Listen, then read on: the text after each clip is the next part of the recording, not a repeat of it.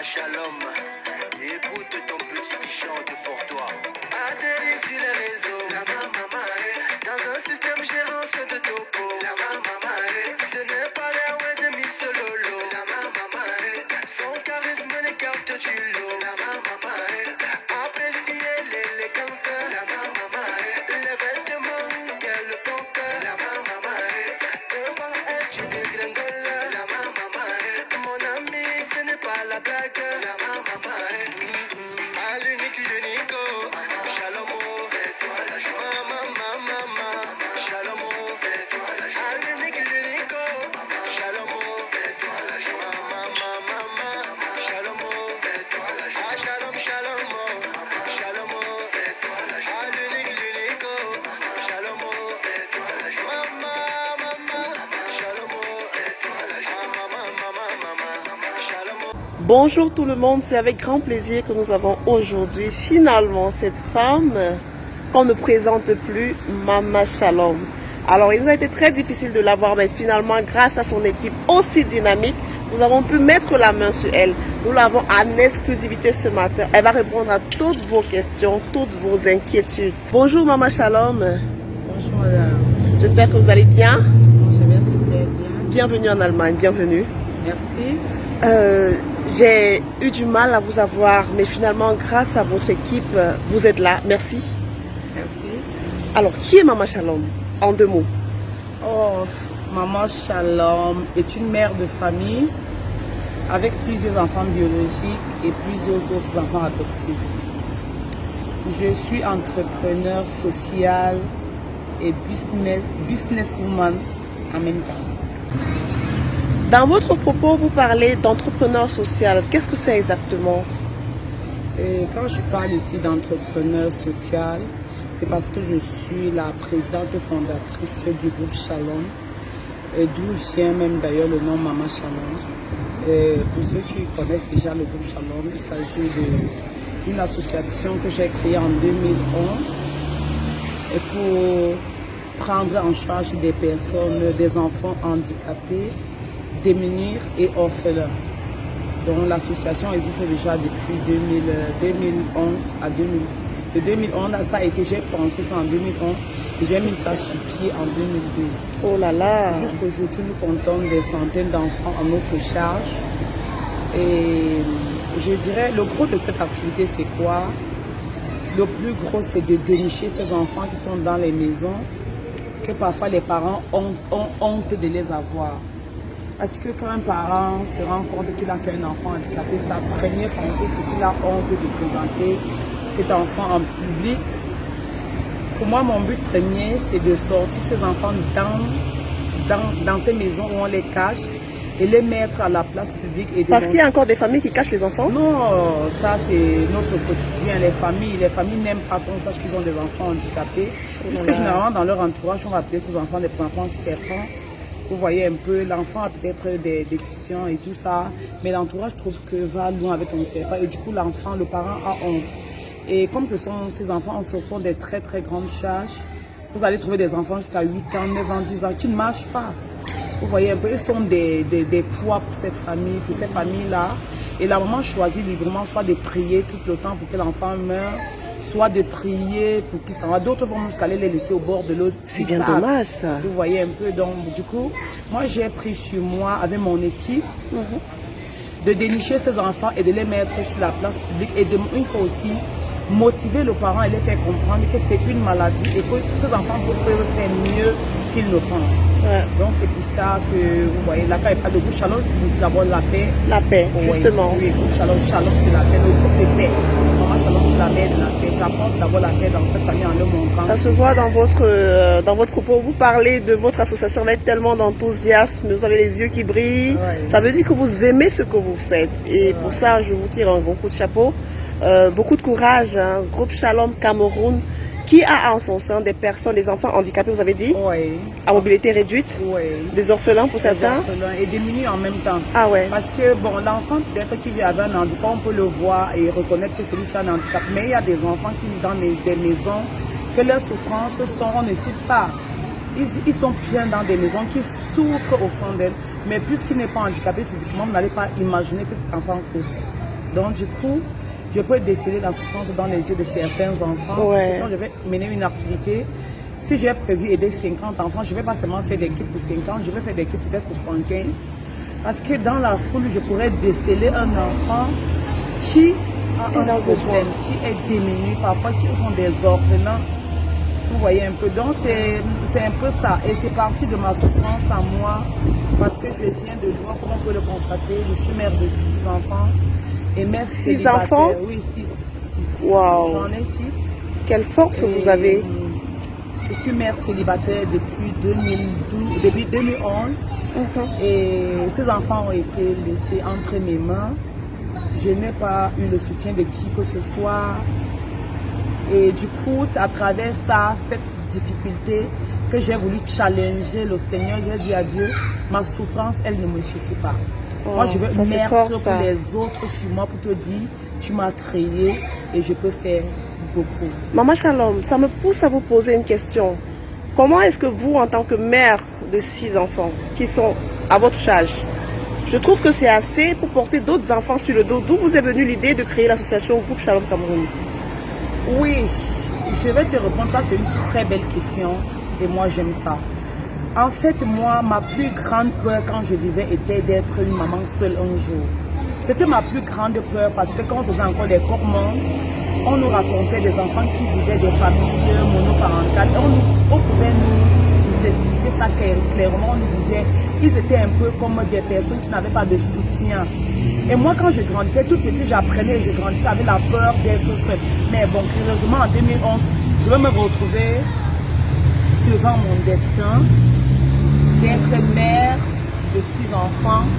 Et je me retrouve seule avec eux, donc je ne vais pas mentionner parce que c'est un passé à la saison. Et je me plaignais beaucoup, je ne dormais pas, je me plaignais. Je me plaignais jusqu'à un matin, je me suis dit, mais moi je suis encore là pour mes enfants. Pourquoi je dois autant me plaindre alors qu'il y a d'autres enfants quelque part qui n'ont même pas de parents, qui sont même abandonnés à eux. Et Dieu est venu l'idée d'aller dans un orphelinat, voir comment ces enfants faisaient. Alors, le premier orphelinat où j'ai rendu visite, c'était à Cornier, à Nouvelle-Cornier, la fac. Ça, c'est à Yaoundé, ça? C'est à Yaoundé, oui. Ah, oui, super. Oui. Ah oui, Oui, l'orphelinat fac. Ok. C'était ma première activité. J'ai décidé d'organiser l'anniversaire de mon dernier fils qui était né un 15 avril. J'ai fait cet anniversaire là-bas. Ce jour, j'ai invité plusieurs personnes qui sont venues célébrer avec moi. Il était question qu'on dépose tous les cadeaux de ce jour qu'on devait donner à mon fils dans cet orphelinat. C'est d'où est partie cette action et c'est passé de 2012 jusqu'à nos jours. On a commencé à réfléchir ensemble et puis j'ai pensé mettre ça comme association qui est devenue Association Groupe Shalom Cameroun. D'un moment à l'autre sera une ONG parce que bon, c'est pas facile.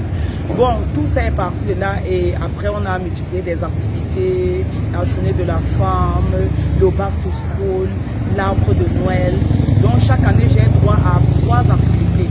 Mais entre-temps, je fais plus de 10 même parce qu'il y a des personnes qui vont me contacter, qui veulent peut-être célébrer quelque chose. Je vais les conduire quelque part. Je vais aller prendre l'état du besoin sur les terrains, savoir ce qu'ils ont vraiment besoin. Et je vais amener la personne à venir célébrer avec nous. C'est comme ça depuis des années. Et puis, par conviction, j'étais avec plusieurs personnes sur le chemin. Bon, il y a plusieurs qui venaient, qui croyaient qu'il y avait quelque chose qu'on devait gagner à la fin, mais qui sont partis. Bien dommage. Mais je suis sûre que ceux qui sont restés avec moi jusqu'à aujourd'hui, c'est ceux qui ont la même conviction que moi. Exactement. Parce que je sais que je suis sur le bon chemin. Exactement. C'est ça, Shalom. Bravo. Merci. Bravo. Et je voudrais savoir, vous êtes une équipe de combien de personnes environ? Est-ce que c'est un bureau normalement constitué? Est-ce qu'il y a des bénévoles? Comment est-ce que vous faites en fait pour avoir les dons que vous donnez en retour, permettez la redondance? Comment est-ce que vous faites pour recueillir les dons? Bon, je vais d'abord commencer par vous dire que moi déjà j'ai un pourcentage que je prélève dans mes propres business par an. Ok. Donc à la fin d'année, quand je finis de faire mes comptes, et puis je vais prélever un montant que je prélève d'abord durant toute l'année, quoi. Donc je prélève durant toute l'année, c'est à la fin d'année maintenant que je vais mettre ça et je vais commencer à travailler avec. Bon, entre-temps, nous concevons des affiches et les membres de notre association, les membres de mon association en fait, sont conscients que nous devons apporter du soutien à ces enfants et chacun fait de même comme moi. Et on n'oublie pas qu'il y a des personnes qui font des affiches, on poste des personnes de bonne moralité, des personnes de bon cœur, nous contactent quand on a des besoins. des enfants qui ont besoin peut-être des fauteuils roulants, d'être scolarisés. Il y a des personnes qui nous contactent et ils vont faire ça avec nous. Donc, mais les membres ne sont plus, comme au départ, on était plus de 40 membres aujourd'hui. Wow. Oui. On est plus de 40 membres aujourd'hui, on en compte plus 15. Nous sommes là, bon, on tient bon, on sait que c'est sur le chemin. Et puis, on rêve voir ça un peu plus grand. Et le rêve qui est dans Shalom, c'est que nous voulons faire un truc un peu plus grand, construire un internat où on prend ses enfants pour que ça ne soit plus difficile pour les parents de les déplacer pour des écoles inclusives. C'est-à-dire, on les fait là-dedans, on les forme là à l'intérieur, les parents pourront les récupérer vendredi soir et venir les remettre dimanche. Et on le fait comme ça, à 18 ans, on peut l'autonomiser et puis lui, il va se chercher. Pour se rassurer qu'on ne les paye pas de vue, parce qu'il y a beaucoup, par manque de soins, qui meurent, alors que bon, si je les ai à l'œil, je peux contrôler tout. Ouais. Maman Shalom, j'ai parcouru votre page Facebook. Oui. Et j'ai été choquée, mais alors très très choquée, des magnifiques œuvres que vous faites. Et je veux savoir, est-ce que vous avez le soutien du gouvernement ou alors du ministère des Affaires sociales, parce que c'est le ministère de tutelle? Est-ce que vous avez un accompagnement étatique? Je ne peux pas vous mentir. Là, je vais être très clair. Ouais. À moins que quelqu'un m'interpelle quelque part, je n'ai jamais rien reçu du gouvernement. Je dis jamais rien reçu. La preuve, c'est qu'il y a un document que je veux depuis, c'est-à-dire, je veux que l'association devienne l'ONG. Ouais. C'est tellement difficile parce que je veux seulement couper qu'on me demande tellement de rapports, de rapports. Pourtant, mes photos parlent d'elles-mêmes. Le rapport à lui-même est une photo? Oui, le rapport est une photo. Les photos disent parce qu'on va voir un enfant qu'on a pris en 2012, 2013, on le revoit en 2021, il est grand, il a un diplôme. Je ne sais pas de quel rapport on voudrait que je dise encore. Parce qu'on me dit, les photos seules ne suffisent pas. Donc, depuis là, je plaide, je dis, je veux être ONG parce que à travers ça, je voudrais avoir l'aide qui vient au moins de l'extérieur, parce que c'est ce document qu'on me demande. Ma mairie de tutelle, qui est la mairie de Yaoundé 2, m'apporte un très très grand soutien avec les enfants à besoin pendant le back to school. Je salue d'ailleurs ici le maire Yannick Aïssi, ce jeune maire, depuis son arrivée dans cette mairie, m'a toujours appelé en décembre et en septembre pour demander est-ce qu'il y a des enfants qui ont besoin de back to school et qui ont besoin du sourire. Comment il s'appelle, monsieur le maire? Monsieur Yannick Aïssi Elundu. Je l'appelle d'ailleurs mon jeune maire. Super, super. Merci, Maman Shalom.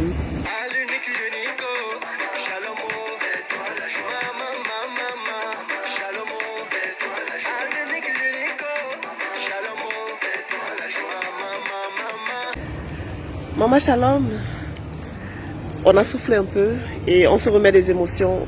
Je l'ai remarqué, vous parlez de votre groupe avec tellement d'enthousiasme. Alors, je veux savoir, est-ce que le groupe Shalom n'a connu que des succès? Est-ce que vous avez eu des moments sombres?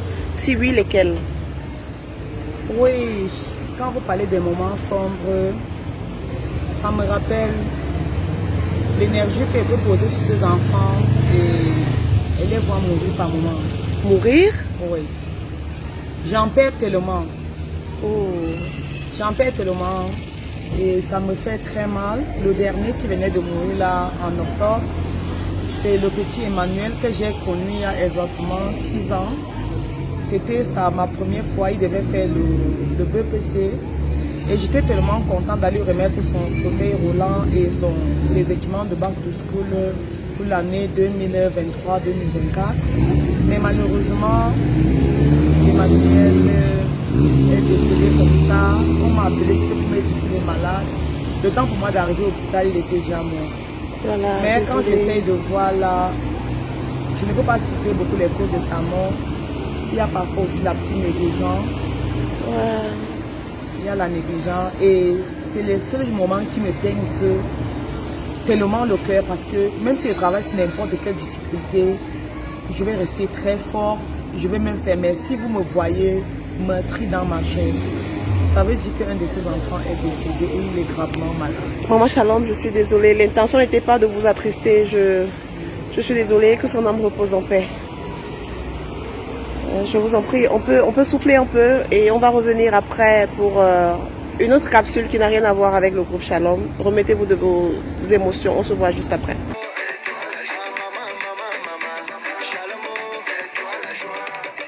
Alors, on revient avec un vent tout nouveau. Maman Shalom, à l'introduction, a dit qu'elle était entrepreneur social et businesswoman. Parlons de la partie business. C'est quoi votre activité en dehors de l'amour aux orphelins? Qu'est-ce qui vous permet de mettre le plat sur la table chez vous? Je suis Mamie fait tout. Comme d'autres m'appellent Madame Maman à opportunité. En fait, à la base, je suis commerçante. La poissonnerie et l'alimentation Shalom sont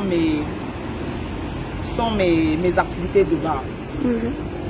Mais qui existe depuis 97. La poissonnerie, là, c'est depuis 97, 98 jusqu'à aujourd'hui. La boutique est au même endroit, ça n'a pas changé dans le même marché. Est-ce que vous pouvez nous donner la situation géographique du marché? Ça peut faire la publicité également. Beaucoup viendront acheter pour voir Maman Shalom. Oui. Quand vous arrivez à Yaoundé, précisément au Cameroun, à Yaoundé, au marché 8e, dès que vous êtes devant le commissariat, vous parlez de Shalom. C'est Maman a bon cœur, Maman a influenceuse, Maman a activité. L'influence positive, bien sûr. Donc c'est tout le monde, c'est chacun qui va vous dire, oh c'est sa boutique là-bas, voilà ces boutiques. Voilà ces boutiques sont là, des shopping. Donc c'est un peu ça c'est mon côté business.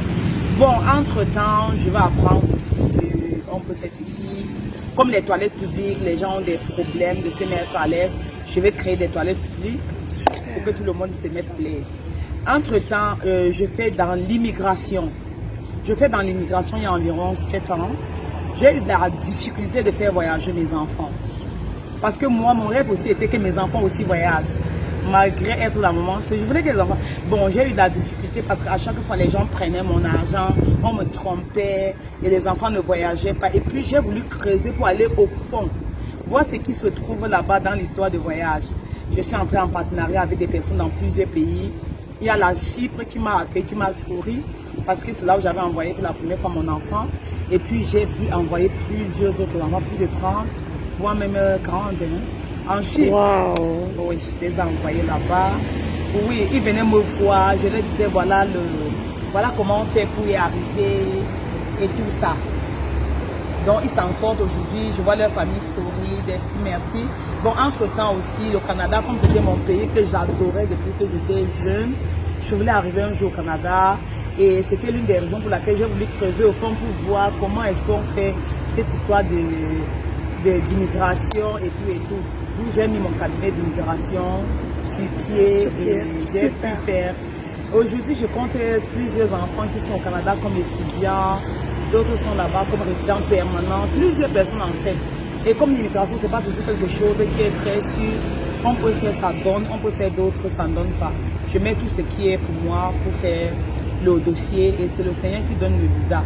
Bon, je n'ai pas trop d'échecs en visa. Super. Une femme de paix ne saurait avoir d'échecs.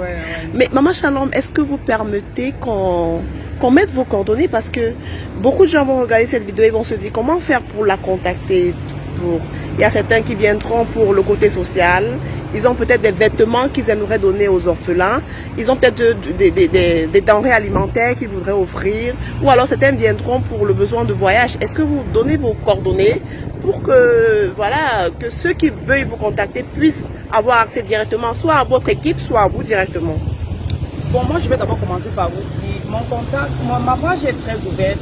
Plusieurs personnes me contactent via Messenger et tout ça. Et je réponds toujours. Parce que quand mon contact est directement sur la page, je reçois plutôt des personnes qui viennent blaguer. Moi, je n'ai pas le temps de blaguer. Mais des personnes sérieuses, ils écrivent. Après un moment, tu vas quand même voir qu'il y a quelqu'un de sérieux qui t'a écrit. À travers sa façon d'échanger, je préfère lui donner mon contact par là. D'accord. Au lieu de mettre directement mon contact. Et plusieurs personnes, comme ils entendent que je fais dans le social, se disent, même dans l'immigration, c'est toujours le social.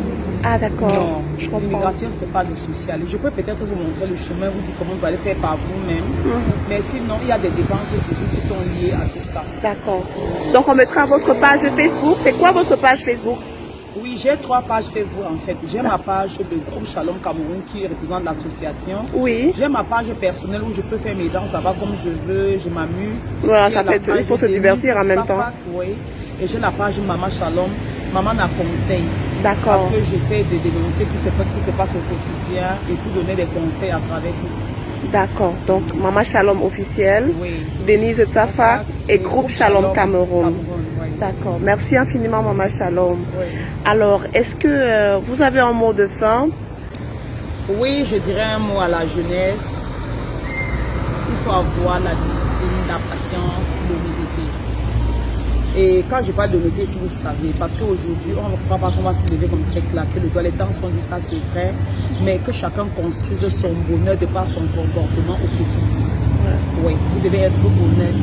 Ce que vous faites, vous le planifiez à long terme et sachant que vous devez passer par des petits, vous devez mettre des petits plats dans des grands pour y arriver. Mais vous n'allez jamais briser les chaînes pour arriver là, vraiment. Ça va donner ce que vous voyez là dehors. Mama Shalom, c'était un plaisir de vous avoir aujourd'hui en cette date en Allemagne pour cette interview qui me laisse sur la fin parce que j'aurais aimé apprendre beaucoup plus encore, mais vous avez un vol à rattraper pour l'Italie. J'ose pouvoir vous rencontrer soit à Yaoundé, soit à Douala, un de ces quatre, pour la suite Oui, de cette interview. merci. Et en fait, mon livre sera disponible pendant mon cinquantenaire. Votre livre? Oui. Super! Vous aurez le plaisir de découvrir qui est Mama Shalom là-bas dans tout. Vous allez lire des pages et vous allez comprendre. Je vais tout expliquer dans ce livre-là. D'accord, ce sera avec plaisir. Disponible. Super, merci Mama Shalom. Merci. Merci, très belle journée à vous. Merci à vous aussi.